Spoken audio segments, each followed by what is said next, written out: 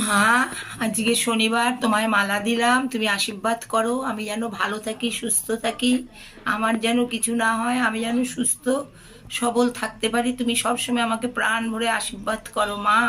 তুমি ছাড়া তো আমার কেউ নেই মা, আর আমার থাকতে নেই, ঠিক আছে?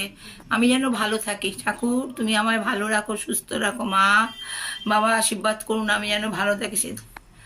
বাবা আশীর্বাদ করো গুরুদেব, তুমি আশীর্বাদ করো আমি যেন ভালো থাকি। বাবা আশীর্বাদ করো আমি যেন ভালো থাকি। বুড়া মা তুমি রক্ষা করে রাখো, আমাকে ভালো রাখো।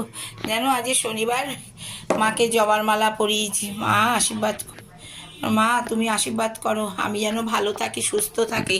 মা আশীর্বাদ করো, দিদি তুমি আশীর্বাদ করো, মা আশীর্বাদ করুন আমি যেন ভালো থাকি ঠাকুর। আমি তো কারোর দুয়ারে যেন যেতে না হয় ঠাকুর, আমি যেন ভালো থাকি। তোমরা আশীর্বাদ করো আমি যেন ভালো থাকি।